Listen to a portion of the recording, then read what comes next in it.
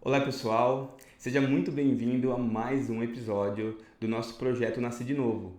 Hoje nós estamos com o nosso 10º episódio, é uma grande honra. E para deixar esse dia melhor, a nossa convidada hoje, ela é formada em teologia, em pedagogia, a filha do nosso pastor, Mayara. Muito bem-vinda. Obrigada, eu estou muito feliz de estar aqui e compartilhar um pouquinho com vocês. Assisto, os podcasts, compartilho e estou bem honrada de vir aqui hoje, de verdade. Amém.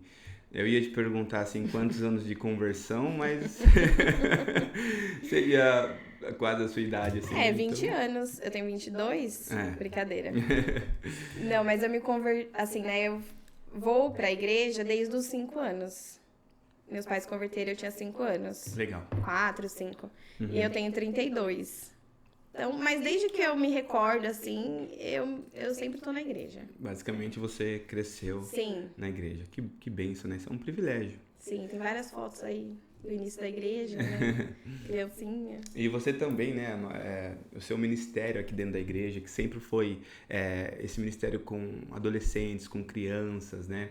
Uhum. Conta um pouquinho pra gente como é que é ser coordenadora do TEL, como é que tem que ter paciência, né? Tem, muita. Na verdade, eu fiz parte da turma antes do Print. Tinha a turma do Print, que é a do violão. Uhum. E aí tinha umas 6 crianças na igreja, né? Filho dos bispos, dos pastores. Aí a gente se reuniu pra fazer uma festa de Natal, de teatro. Uhum. Tinha cantata e tudo mais. E aí, depois, a Eliana trouxe o Print. E aí a gente fez a turma do Print. Aí depois veio o Theo, aí veio quando inseriu o Change. Uhum. Aí tinha o RA, que era os jovens de antigamente.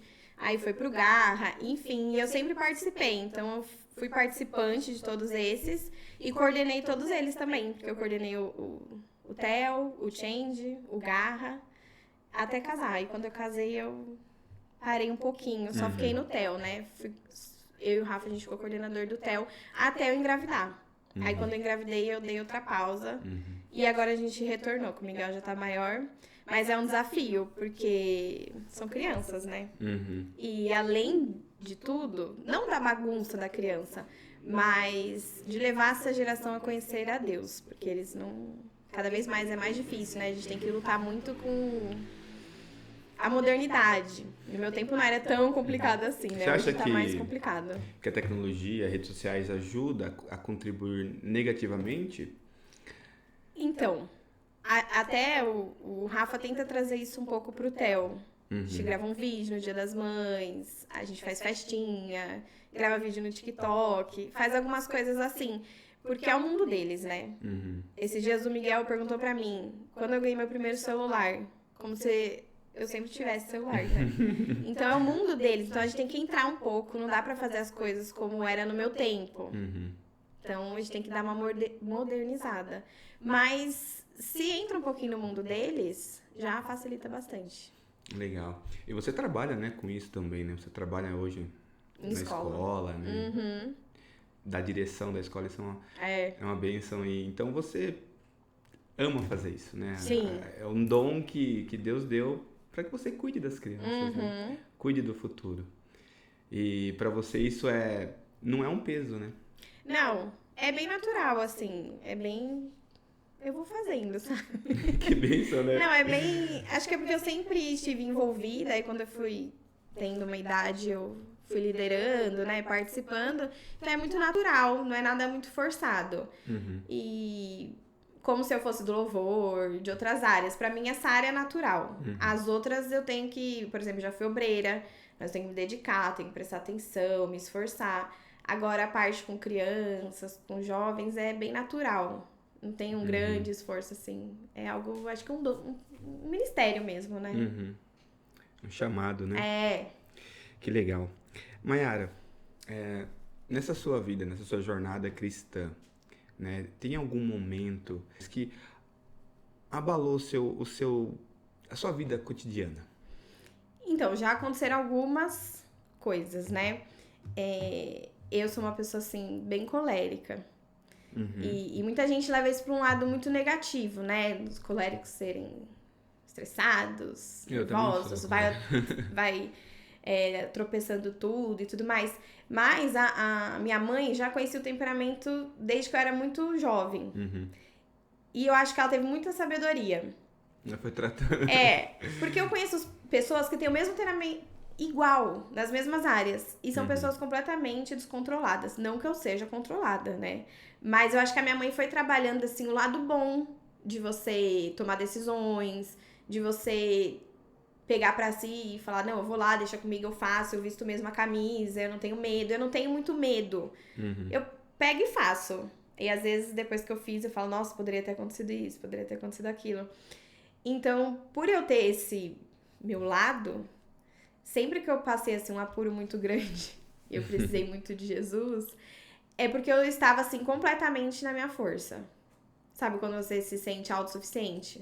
Fala, não, eu sou muito boa nisso, eu tenho tudo sob controle. E aí, Deus vem e tira tudo. E aí, pra você depender de Deus, né? Porque é perigoso, né? Porque é o orgulho, né? O orgulho é o princípio de todo mal. E você se sente poderosa mesmo. Não que assim, nossa, é soberba nem nada. Mas, por exemplo, se você tem um trabalho e você faz ele bem feito, às vezes você começa a achar que você faz ele bem feito porque você é muito bom. Não porque Deus te colocou ali, porque Deus te deu sabedoria, Deus te capacitou, abriu... Não, porque você acha que você é inteligente, é boa. Então, eu passei alguns momentos, eu lembro de um momento também que eu passei, que eu estava muito, assim, focada muito na minha vida, no que eu queria, em comprar as coisas que eu queria, em me realizar muito pessoalmente, sabe, como pessoa. E foi quando E fisicamente quando eu tive o Miguel. Sim. E eu tinha muito assim comigo que eu só ia ter o Miguel. Ele ia ser meu único filho. Eu não sei se isso né, Deus tem algum plano, mas eu sempre tive isso na minha cabeça, que eu só ia engravidar uma vez. Então, quando eu engravidei do Miguel, eu quis fazer tudo do meu jeito. Então, fiz tudo do meu jeito, o quarto, o enxoval. E eu lembro que tava tudo muito sob controle, sabe? Eu ia no meu médico, eu fazia as coisas do meu jeito, eu decidi meu parto. No dia que eu engravidei, eu já sabia como ia ser meu parto, tava tudo organizado. E aí deu tudo certo, né? O Miguel nasceu de 40 semanas, o médico fez tudo do jeito que eu quis, eu escolhi o dia que ele ia nascer, pra data ficar bonita e tudo mais. E aí, na hora que ele nasceu, eu vi que eu não era nada, assim. Primeiro, quando eu entrei no centro cirúrgico e deu anestesia, já me bateu um pânico. Porque eu sou bem medrosa, assim, com agulha, com essas coisas. E aí, meu batimento começou a cair. Tava 120, começou a 100, 90, 80, chegou a 60 em um minuto. E eu falei pro anestesista, eu vou morrer? Eu acho que eu tive uma crise de pânico na hora do parto. Sim. Eu não sei se eu tive ou não, mas conhecendo pessoas que têm crise de pânico, assim, eu acho que eu tive. Porque eu fiquei desesperada. Falei, eu vou morrer. Eu só falava isso, eu vou morrer, eu vou morrer, eu vou morrer. E aí, quando o Miguel nasceu, eu vi que tinha alguma coisa errada. Porque ele não chorava. Sabe quando você faz gargarejo? Escovando o dente, assim? Ele fazia aquilo. Fazia esse barulho. E aí começou um corre-corre no centro cirúrgico. Eu só vi assim, chama o pediatra, chama a UTI, chama não sei o quê. Eu falei, gente, tem alguma coisa errada, né? E aí ele precisou ir pra UTI e ele nasceu com água no pulmão, então teve que sugar a água. Depois, eu soube disso depois, né? Mas teve que sugar, teve que pôr oxigênio, teve que colocar uma caixa de vidro na cabeça dele, teve que furar o pé, foi uma confusão, assim. E aí eu vi que, assim, zero controle, né? Eu não podia sair da maca, não podia fazer nada. E aí o médico veio e falou, olha, a gente vai levar seu filho pra UTI, a gente vai fazer tal procedimento. E eu fiquei pensando, gente, o que eu sou? Eu não sou nada. O seu foi cesárea. Foi cesárea, porque eu quis. E eu quis tanto que a médica, ela ficou brava comigo. Porque eu tinha tudo pra tentar o normal. Mas não era minha vontade. E o meu médico falou, a gente vai realizar a vontade da mãe. Sua vontade de fazer cesárea, você vai fazer uma cesárea. Nem tentei o normal. E até na época muita gente me criticou, porque é a forma natural de nascer, mas era o meu desejo. E eu me lembro que a médica tava tão brava comigo, que na hora do parto, ela falou, são 2 horas da tarde, cesárea por opção da mãe. E começou a cesárea, deu aquela cutucada em mim, Ela né? registrou, né? E aí, quando eu voltei pro quarto e eles me explicaram a situação, ela falou assim pra mim, isso é muito comum e quem faz cesárea. Aí eu falei, meu Deus, se essa criança morrer, Nossa. porque eu escolhi fazer uma cesárea, olha Né? que sabedoria da médica, né? Não, sem noção, né? E aí eu fiquei assim, meio sem chão, meio...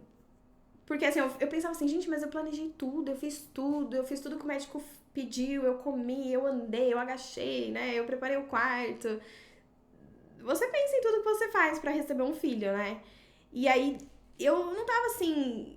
Eu morava em Valinhos, na época, né? O meu apartamento era um pouco longe, então eu não vinha tanto à igreja, mas eu continuava sendo cristã e tudo mais, mas eu vinha só de domingo. Mas você vai abrindo brechas e vai colocando outras coisas no lugar de Deus. Então eu tava vivendo assim, queria me realizar, queria comprar coisas materiais, queria que o Miguel nascesse. E muitas vezes eu deixei de ler a Bíblia, deixei de vir ao culto, deixei de orar. E aí, quando o Miguel nasceu, Deus literalmente me puxou de volta e falou, olha, Colocou você... não é assim não. E aí eu falei, não, pra criar essa criança, eu não posso depender nada de mim. Porque eu não tenho nem condição de deixar ele respirar. E eu sou a mãe.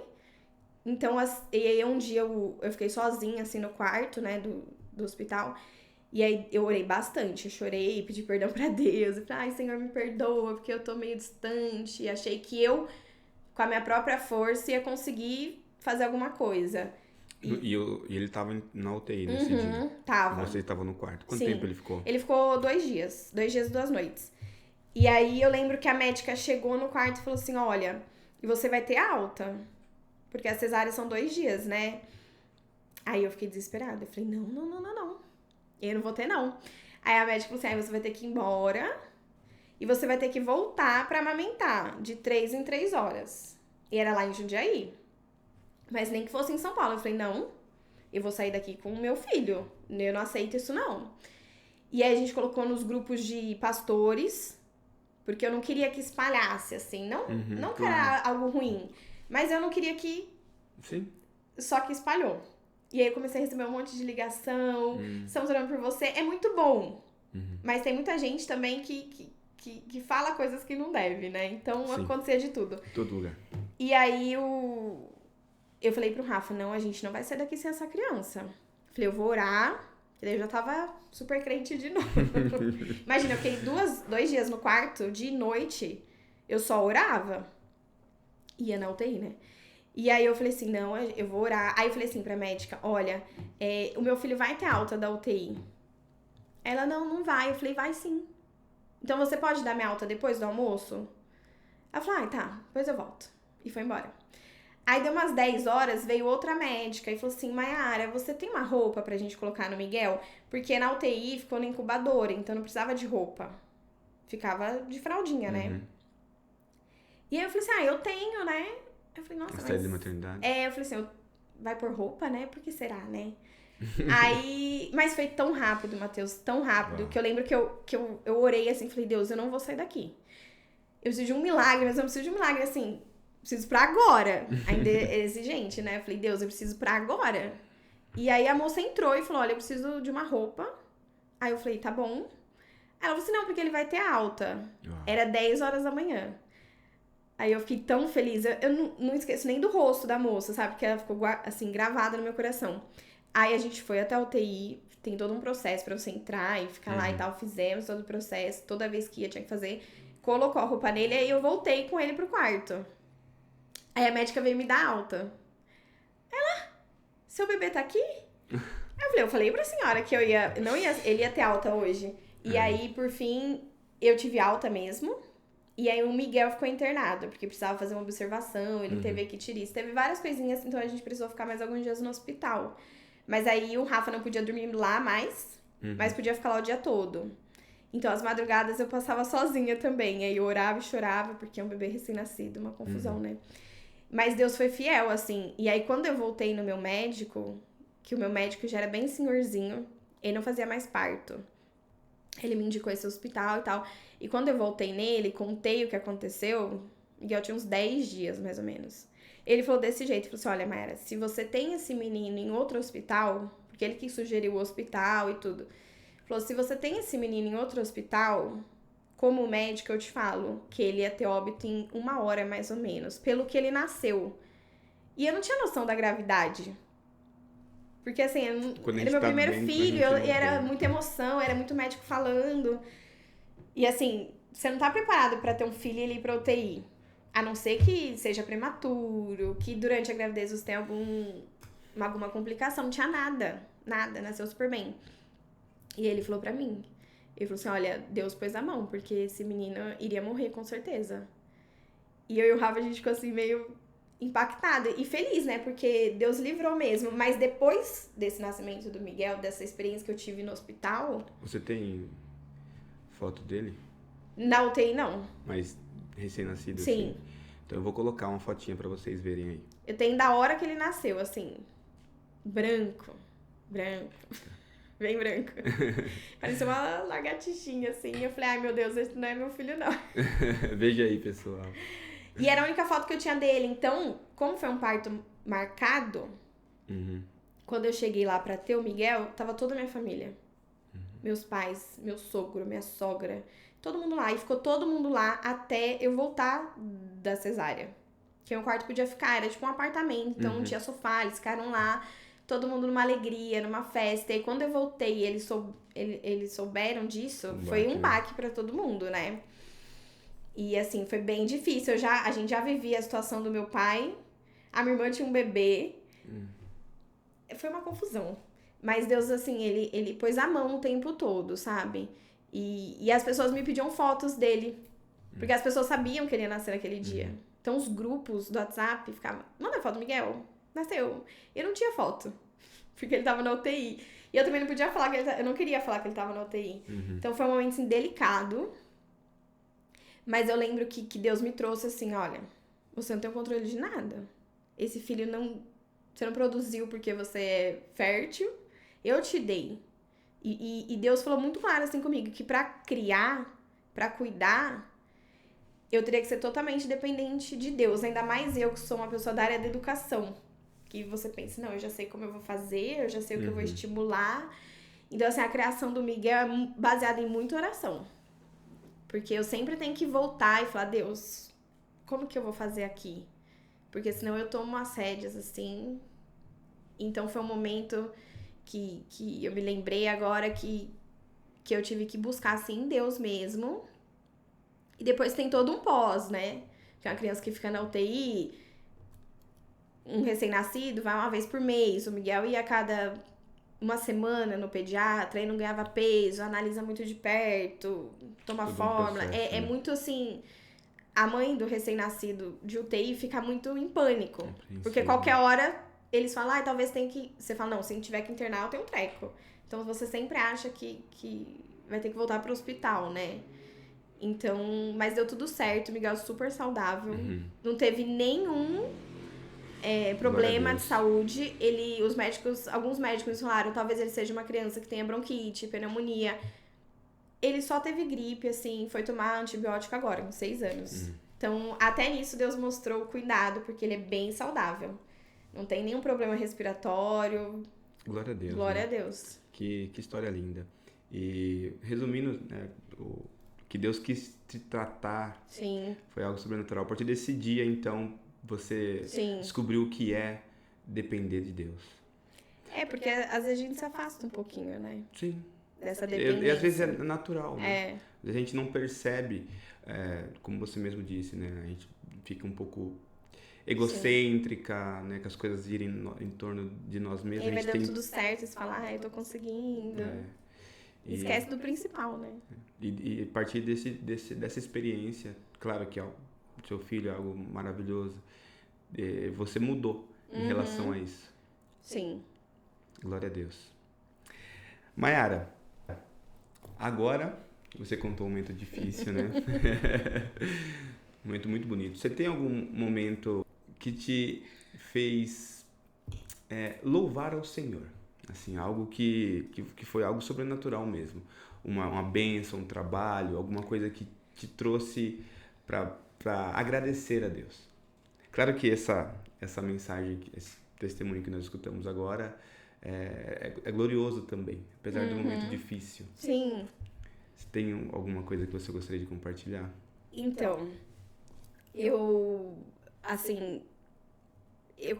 seguindo nesse mesmo sentido, né, do meu eu, assim, Deus foi me tratando ao longo dos anos. A minha mãe foi me tratando, Deus foi me tratando. O meu esposo, né, que é calmo, zen, me trata também, porque eu sou bem acelerada. Então, assim, teve um ano que, pós-pandemia, na pandemia, Deus me tratou muito. E falou muito comigo, assim, direto, ouvindo a voz de Deus. E Deus falou pra eu parar tudo. Falou, para tudo. E eu falei, não, eu não posso largar tudo. Porque, assim, eu já tinha, né, a minha carreira, eu trabalhava 15 anos no lugar. Eu já tinha crescido, o Miguel estudava lá. Então, assim, era algo que eu gostava, que eu fazia com prazer. Só que Deus falou, não, acabou o tempo. E você vai sair. E eu lembro que eles não queriam me mandar embora. Foi uma confusão, assim, né, nesse sentido. Mas, por fim, eu saí. E quando eu saí, Deus falou pra mim, falou assim, olha, você vai viver um tempo agora diferente. E foi um momento muito bom na minha vida. Porque eu nunca tinha ficado em casa. Imagina, eu noivei, namorei, casei, tive filho. E eu nunca fiquei uma semana na minha casa, sem contar as férias. Então, Deus falou, agora você vai ser, assim, do lar. E eu lembro que na época a minha mãe ria muito, porque ela falava, olha, imagino todo mundo saindo do lar, menos você. Não que eu não cuide do meu lar, Sim. mas porque eu sempre gostei de trabalhar, nunca me importei em alguém me ajudar com a minha casa. Pelo contrário, acho maravilhoso quando alguém vai lá e limpa e organiza, acho ótimo. Mas Deus falou isso pra mim. Falou, então você vai parar. E eu parei. E antes de eu parar, assim, eu chorei 5 dias, sem parar. Porque eu falei, não vou fazer isso, não vou fazer isso. Mas eu tinha uma paz muito grande. E eu falei, não, se Deus me dá uma palavra, eu paro. Aí Deus dava. Se alguém falar comigo, eu paro. Aí alguém falava. Aí eu falei, bom, vou conversar com os meus pais. Eu liguei pra eles e falei, eu quero que vocês venham aqui como pastores e vou abrir meu coração. E falei que eu ia sair. E eles super me apoiaram. Eu falei, não. Aí eu lembro que eu liguei pra minha sogra e pro meu sogro. E a minha sogra, eu acho que tá na hora de você sair mesmo e não sei o quê. E por fim eu saí. E aí nesse um ano, foi o ano que eu mais tive experiência com Deus. Mais. Muitas pregações que eu tenho é desse ano. Eu tenho pregações assim que eu tava lavando o banheiro e Deus me deu.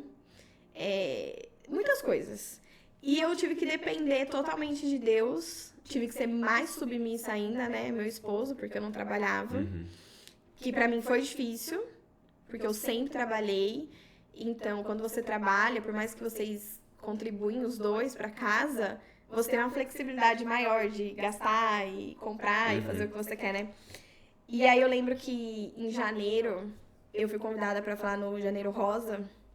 E aí Deus me deu uma palavra, que foi de José. E o tema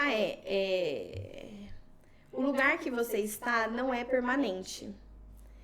E eu falei, nossa, Deus. Porque José, né, ele dormiu como escravo, ele acordou como escravo e dormiu como governador do Egito, né, em pouco tempo.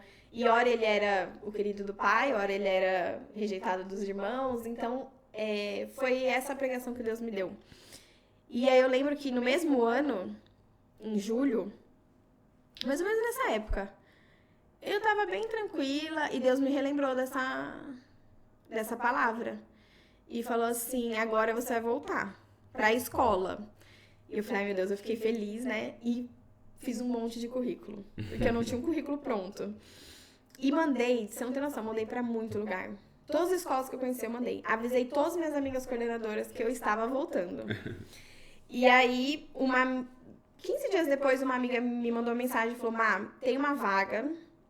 Não sei se você vai querer, porque é aí na Capela. Eu falei, não, mas eu moro na Capela. Fechou. Ela falou, então vem aqui fazer uma entrevista. Aí eu fui. E quando eu cheguei lá, era minha ex-chefe. Ela falou, ai, Má, eu não vou nem te entrevistar, vou explicar a vaga pra você. E me explicou a vaga e na segunda-feira eu fui. E aí eu fui, assim, tudo foi acontecendo. Eu fui pra dar aula meio período, pra 2 turmas. O Rafa falou, volta, mas volta com calma, Mayara, vamos devagar. E aí, assim, em dezembro eu já tava assumindo a coordenação de 2 escolas, né? Não era só uma. E passou. Me ofereceram, né, essa oportunidade. Primeiro eu fiz um teste de auxiliar de coordenação e dei aula. E no final do ano eles falaram que tava legal e que então eu ia fazer a coordenação de mais uma escola. Ficar só na coordenação de 2 escolas. E aí eu fiquei com medo, mas eu sempre, assim, a minha mãe e meu pai sempre me falaram isso. Se Deus te deu, você é capaz. E se você não for, ele vai te capacitar. E eu falei, Deus, eu levo muito assim a minha profissão como missão. Então eu penso, eu sou coordenadora hoje, mas é a minha missão com aquelas crianças, com aquelas professoras. E aí eu fui. E aí, essa semana teve uma reunião na escola, né? Eu dei uma aula para as professoras. E quando acabou a aula, a diretora deu uma aula também. E no meio da aula da diretora, ela deu uma aula como se fosse para um berçário. E ela deu alguns livrinhos. E ela me deu um livrinho. E a hora que eu peguei o livrinho na mão, eu falei, gente, não é possível. O livrinho era a história de José. Uau. Eu comecei a rir, é um livrinho desse tamanho. Ela nem... Depois eu vou falar pra ela assistir esse vídeo. E aí era a história de José. E Deus me fez lembrar da administração de janeiro do outro ano. Foi 2021. Nós estamos em 2023. E aí Deus falou, o lugar que você está não é permanente. Não que eu vá sair da minha escola. Mas quando Deus me deu essa palavra, eu não trabalhava. E eu tava assim, totalmente assim, Deus, quem sou eu? O que eu faço, né? E aí eu voltar, assim, trabalhar e já voltar. E foi em 3 meses, foi assim, praticamente 3 promoções. Agora você faz isso, agora você trabalha mais, agora você dobra, agora... Então, assim, foi... Não porque eu sempre falo isso lá na escola, não que eu seja boa, que eu sou boa, que... É claro, eu estudei, me dediquei. Mas foi Deus que me pôs lá. E eu sei também que tudo tem um tempo. Então, a hora que ele falar pra mim, não é mais seu tempo, não é mais meu tempo. Então, nesse ano de 2021, um dia eu orei e falei, Deus, eu sei que eu sou mãe, eu sei que eu sou esposa, eu sei que eu sou filha, eu sei que eu sou irmã, eu sei que sou tudo isso. Mas eu preciso passar nessa terra e cumprir minha missão. O ID. Porque o ID não é só ir na África, ir distante. O ID, às vezes, é o seu próprio trabalho. Que nem no meu caso, eu tenho como missão a educação. Então, eu falei, eu vou fazer o ID do jeito que o Senhor quiser que eu faça. E Deus, literalmente, assim, me colocou lá, nessa posição. E eu todo dia oro e falo, ai, Deus, me dá sabedoria, porque é uma novidade, né, pra mim. Então, Deus vai me lapidando, vai me ajustando. Às vezes eu erro, né? Às vezes eu acerto.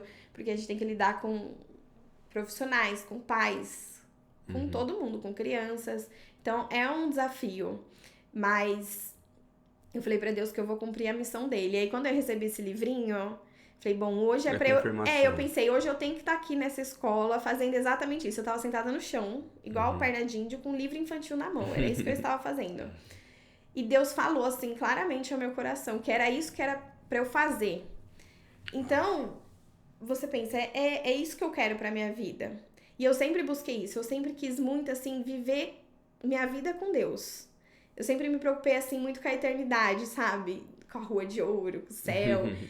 E eu sempre quis isso. Eu falava, Deus, eu quero, assim, ter experiência. Porque quando você anda com alguém, você sabe como aquela pessoa é. Você tem experiência com ela, você já passeou com ela, você já se divertiu com ela, você já chorou com ela. Então era isso que eu queria com Deus, sabe? Então, as meninas às vezes até... Eu falo, um relacionamento. Um relacionamento que eu falo, Deus tá aqui, gente. Onde eu vou, ele vai. Até eu falo, vocês prestem atenção no que vocês estão falando, no que vocês estão fazendo. Mas num contexto geral, Deus sempre trabalha isso na minha vida. Acho que por eu sempre ser da igreja, sempre estar muito envolvida e buscar agradar a Deus. Eu sempre tive vida de oração, eu gosto, sabe, de meditar. Eu gosto de ter devocionais, eu gosto. Então, todo mundo tem um lado, né? Esse meu lado aí que eu começo... Por exemplo, agora eu tô numa coordenação. Se eu começar a me achar muito a coordenadora... Com certeza Deus vai me puxar. Vai tratar. Falar, Mayara, Não é Menos. tudo isso, vai. Então, assim, as experiências que eu tenho são mais nesse sentido de Deus falar, quem é você sem mim? É ter um coração humilde, né? É ensinável, né? Porque falar agora, depois que passou tudo, por exemplo, o tempo que eu fiquei em casa, agora falar pra mim é algo muito natural, muito legal. Mas no dia a dia, né? O Miguel ia pra escola, o Rafa ia trabalhar. E eu falava, meu Deus, eu vou limpar a casa? Não desmerecendo, mas eu falava. Aí eu comecei a pensar, não, eu vou fazer pra Deus. Uhum. Então eu limpava adorando, ouvi muita pregação no YouTube, muito podcast. E aí começou a ser assim, virou o jogo. Eu pensava, a hora que eles saírem, eu vou orar. Já chegou manhãs de eu chegar em casa 8h30 e meu celular despertar meio-dia pra buscar o Miguel e das 8h30 ao meio-dia eu estar lendo a Bíblia. Eu não ter feito nada, não ter arrumado uma cama, nada. Então, assim, foi um tempo, Foi assim, necessário, um né? ano meio sabático, assim, Deus falou, agora a gente vai viver junto. E foi muito bom, porque Deus me preparou pro que eu vivo hoje. Que não, assim, né, é um trabalho, tem que ter um reforço espiritual forte. Glória a Deus, Mayara. Muito bom, né? Mayara, agora eu preciso te perguntar, né? A pergunta do nosso programa, para passar lá no 5 minutinhos, né? Sim. Como é que foi o seu encontro com Jesus? Você nasceu num lar cristão, né? E desde quando você se lembra por gente, você já está dentro da igreja. Teve algum momento que você precisou aceitar? Como é que foi isso? Conta pra gente. Então, como eu sempre estive na igreja, eu aceitei várias vezes. Então, sempre na IBF, né, essas... Mas eu me lembro de um dia, lá no Trevo, a gente frequentava o Trevo de terça-feira à noite. E tinha até uma locadora no Trevo, sabe? Que alugava fita mesmo. E a tia Fezinha deu aula. A tia Fezinha era uma senhorinha. Quando eu era criança, ela já era bem senhorinha. E ela dava aula com mimeógrafo. Mimeógrafo que fala? Um negócio de flanela, assim. Vai colocando os personagens. E ela fez o apelo nesse dia. E nesse dia, assim, eu me lembro desse dia. Então, eu acredito que esse Não é dia... fantoche, não, né? parece uns fantochezinhos, mas ele gruda, sabe? No feltro. É bem antigo isso aí. E aí, eu lembro nesse dia que eu levantei a mão, aí ela chamou algumas crianças na frente e a gente repetiu a oração. Né? Senhor Jesus, entra no meu coração e tal. E aí, eu sei que daquele dia em diante, eu tinha Jesus comigo. Então, eu já tinha aceitado várias vezes, mas essa é uma vez que eu lembro. Né, que eu me recordo, assim, eu lembro da salinha, da historinha que ela contou, então foi uma aula que marcou o meu coração. Então, desse dia em diante, eu aceitei outras vezes, mas nesse dia eu já tinha certeza que eu tinha aceitado. Que legal, Mayara, né? Então, você nasceu num lar cristão, né? Como é nascer num lar cristão, né? Sendo discipulado pela sua mãe, pelo seu pai, né? Isso te influenciou positivamente.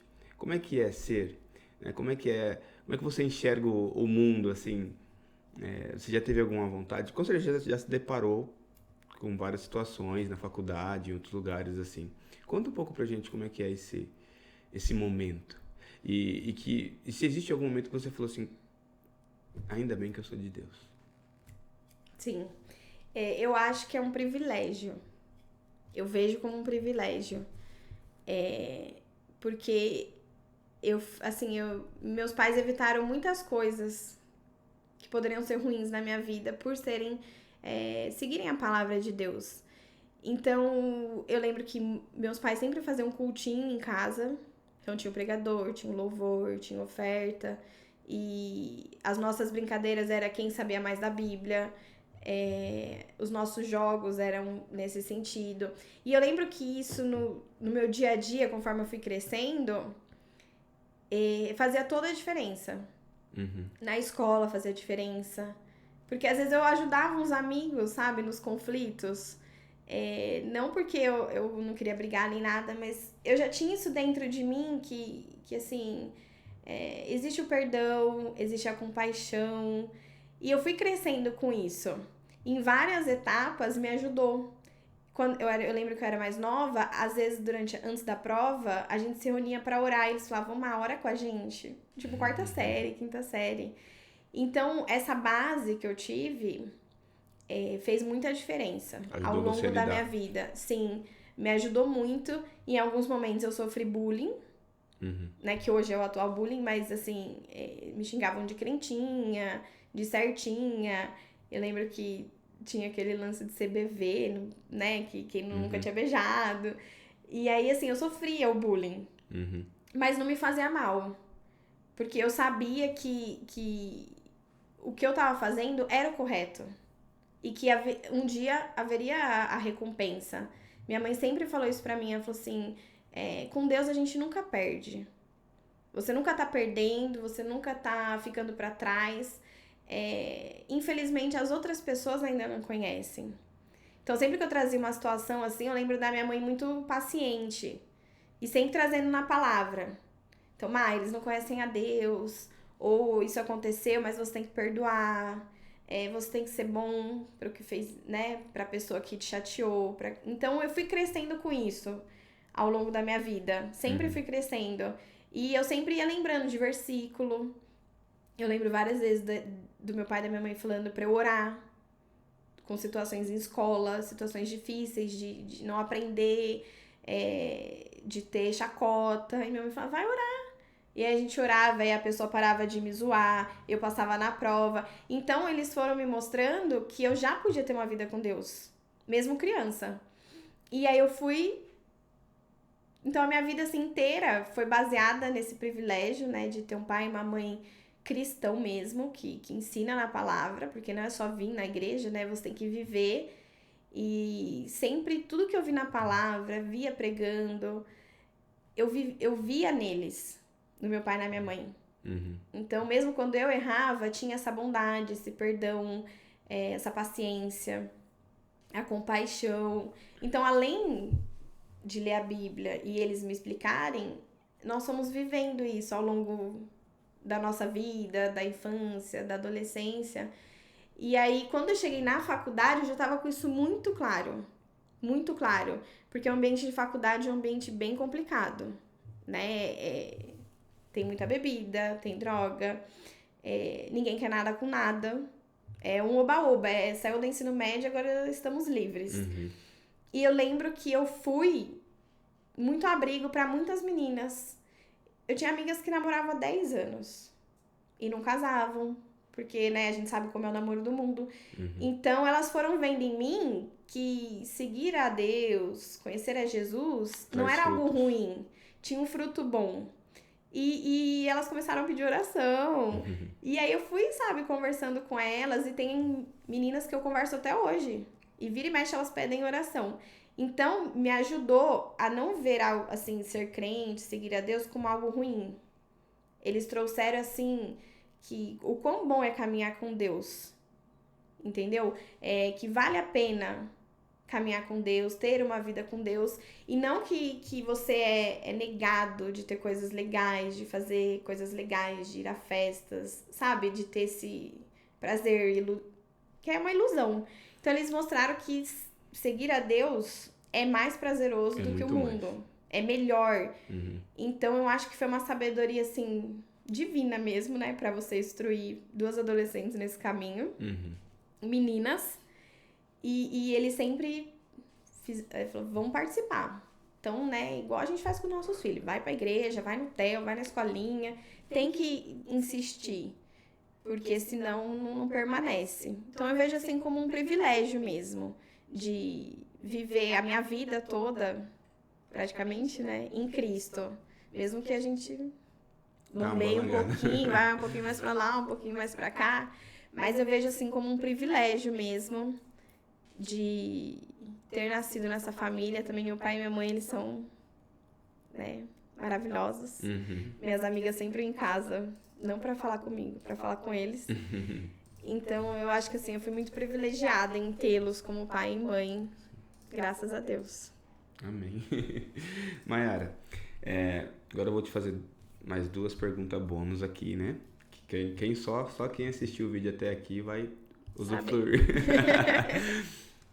Como é que foi pra você, Mayara, quando seu pai ficou doente, né?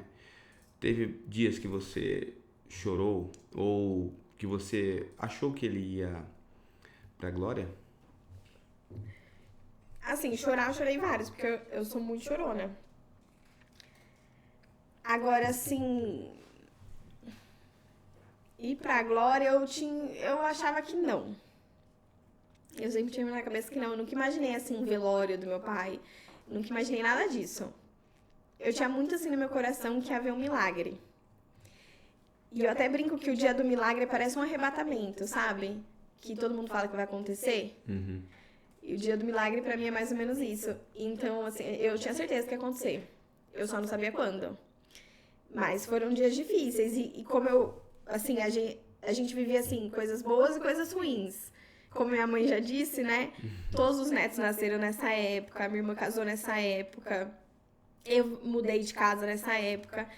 Então, assim, era muita coisa acontecendo ao mesmo tempo pra você assimilar tudo. Mas quando ele foi ficando muito ruim mesmo, que foi 2019, quando a Rebeca nasceu, ele tava bem ruim, você fica com um pouco de dúvida, né? Mas eu acredito tanto no milagre, eu tenho tanta fé, eu oro tanto. Será que Deus não vai fazer? E se ele não tivesse feito? Amém. Um dia eu pensei isso, eu falei, se Deus não fizer, eu vou continuar seguindo, porque é o plano de Deus. Mas, graças a Deus que foi a cura. Mas foi bem difícil. Às vezes, é claro que eu não ia chorar na frente dele, nem da minha mãe, né? Claro. E eu sou uma pessoa, assim, Deus tratou muito comigo, porque eu sou uma pessoa que não posso ver hospital. E aí, vira e mexe, eu tinha que ir no hospital. E eu lembro que quando ele fez a cirurgia, ou transplante mesmo, e quando ele tirou os tubos e tudo mais, eu estava lá. E aí ele falou pro enfermeiro, ele falou, olha, eu não sei se é bom ela acompanhar, porque eu sou fraca. E a hora que ele mostrou a cirurgia, eu falei, Deus, me segura. Tinha uma maca do lado. Eu pensava, eu vou me jogar nessa maca, porque a minha pressão caiu, eu falei, eu vou desmaiar. Então, assim, eu vivi vários momentos, assim, de hospital, que Deus foi me tratando. Então, acho que tudo é um tratar de Deus. E aí, sempre que acontecia algo muito assim, acabava que eu tava ali no hospital, ou que eu tava em casa, e eu tinha que ver, tinha que ajudar. Não tanto, porque a minha mãe acabava fazendo muito sozinha, né? Ela cuidou mesmo do meu pai. Sim. Mas eu lembro desse dia, e a hora que ele tirou, e meu pai viu, e eu vi, a gente comeu assim, meu Deus, porque é muito grande. E pensa num grampo de papel. É grampo na pessoa. E aí ele limpava, assim, como se ele estivesse limpando essa mesa, com força, e limpava, e passava, e eu pensava, e meu pai olhava pra mim e falava, você tá bem, Mai? Eu, aham, porque imagina eu desmaiar. A pessoa acabou de fazer um transplante de fígado. Então, assim, a gente viveu momentos difíceis, bem difíceis. Mas sempre tinha alguém lá, sempre passava alguém e falava, eu tô orando por você. Minhas amigas, muitas eu não vi, mas mandavam mensagem, a gente tá orando pelo seu pai. Às vezes eu fui uma vez num posto de gasolina, abastecer meu carro, e o frentista falou, você é filha do Valdecir? Eu falei, sou. Eu oro tanto pelo seu pai. Eu falei, gente, quem é essa pessoa, né? Então, assim, acho que moveu muitos corações, mas não foi fácil, assim, como família, né? Foi triste, mas eu não me lembro de ter pensado que ele ia morrer. Eu sempre fui muito, assim, positiva. E acho que, pensando na minha mãe também, né? Não, mãe, vai melhorar. Ah, mas hoje ele... Eu falava, hoje ele nem tá tão amarelo, ele tava, assim, laranja. Eu falava, mas hoje ele nem tá tão amarelo. E eu lembro que quando ele fez o transplante, ele ainda tava entubado, e eu fui ver, e o olho dele tava branco. Porque há anos era amarelo, né? E eu falei, pai, seu olho tá branco, branco. E, coitado, ele não podia falar nem nada, e ele ficava... E eu, nossa, pai, que bênção. Então, a gente já viu que Deus tinha realizado um milagre mesmo. Precisava fazer a recuperação, né? Que é bem complicada, assim, né? Longa. Mas eu tinha muito isso no meu coração. Que Deus ia fazer a obra, eu não sabia como. E o dia do transplante eu me senti assim no arrebatamento mesmo. Que a minha mãe entrou no quarto, eu morava na casa da minha mãe. Ela entrou no quarto e falou assim, tem um fígado, era 5 horas da manhã. E aí a hora que eu fui no espelho, me olhei, eu pensei, gente, aconteceu, né? E em momento algum eu duvidei. Porque quando você vai, pode rejeitar, né? Eles podem te ligar no meio do caminho. E em momento algum eu pensei, não vai dar certo. Porque quando eu acordei e olhei no espelho, assim, eu me olhei e eu fiquei meio... Meu Deus, o que tá acontecendo? Meu pai tava bem... Não sabia muito o que fazer. Minha mãe também não. Ninguém sabia muito o que fazer, né? E aí eu fui no banheiro, olhei pro espelho. Eu ouvi assim como se eu estivesse conversando aqui com você agora. Nesse momento. Eu vi uma voz que falou assim, bem clara no meu ouvido. Hoje é o dia do milagre. Então, em momento algum, quando a gente estava na sala de espera, a pessoa falou assim pra mim, meu marido já veio 3 vezes, sempre rejeita. Eu não pensava nisso, porque o Espírito Santo falou pra mim, hoje é o dia do milagre. E eu pensava, ou ele vai fazer o transplante, ou não vai precisar. Porque Deus já falou que é hoje. Então, eu fui nessa confiança. Fui no caminho, fui em todo o tempo pensando, é hoje. E Deus realmente fez um milagre. E eu queria muito estar lá. Queria muito. E eu estava lá no dia. E eu estava de férias. E eu falei, Deus é tão bom, porque eu pude ir. Fiquei com a minha mãe, porque foram 9 horas de cirurgia. Então, eu fiquei lá com ela. E meu tio Luiz estava junto também. Então, eu quis estar lá. A minha irmã ficou muito sentida, porque ela tinha um bebê, ela não pôde ir. E ela ficou acompanhando, imagina, de casa, sem saber o que tá acontecendo, vai fazer, não vai fazer. E eu lembro que parecia o Grey's Anatomy, sabe? Pega, leva daqui, vem um médico, faz isso, faz aquilo, uma confusão. Mas foi, assim, um momento difícil, mas eu não duvidava do milagre. Eu achava que ele ia sobreviver, sim. Pensava positivamente, com muita fé. A fé. Muita fé, porque o que os olhos veem Com certeza. é totalmente e oposto, a fé faz né? toda a diferença, né? Sim. E você ajudou muito a sua mãe? A sua mãe sempre foi muito forte, né? Sim. Porque ela tem essa personalidade, ou ela não demonstra, né, os sentimentos, ela não costuma demonstrar muitos sentimentos, mas você que tá perto. É que Você ela chegou tem a aconselhar ela, assim, a abraçar, ajudar, sim, calma. sim. Direto, a gente fazia orações, né? De sexta-feira a gente se reunia, orava, chorava, colocava a mão, e na outra sexta-feira de novo. E às vezes também tinha questões com o médico e a gente tinha que orar ou chorar mesmo. Eu lembro que uma vez a gente foi num médico em Jundiaí e aí ele chamou a gente naquela salinha, sabe? Falou, vamos lá, né? Eu falei, mãe, não sei se eu vou aguentar. Eu sempre pensava, não sei se eu vou aguentar. E a médica falou, olha, gente, eu vou internar e vamos fazer aí alguma coisa, né? Esperar, aguardar, porque não tem, pela medicina não tem o que ser feito. E não posso dar esperança nenhuma pra vocês. E aí você fica, meu Deus. E você vê a pessoa só piorando, né? Então, assim, às vezes a gente chorava, se abraçava, mas a minha mãe é muito forte. Não é que ela passa, não. Ela tem como chama aquele negócio do amor? O ato de serviço. Então, ela cuida. Então, acho que Deus sabia exatamente o que fez quando eles casaram. Porque eu mesmo não é natural. A pessoa tá doente, eu falo, quer um remédio? Eu dou um remédio. Agora, minha mãe não fica, ela dá um remédio, daqui 10 minutos ela volta, você tá bem? Você melhorou? Ela faz um chá, ela põe um casaco, é natural dela. Então, ela cuidou muito, assim, do meu pai. E acho que ela evitava também ficar falando muito coisas ruins. Mas nós, assim, como filha, a gente... Às vezes tinha que só chorar mesmo. Meus tios choravam, todo mundo chorava. Bom, Mayara, nós já passamos um pouco, né, do nosso tempo.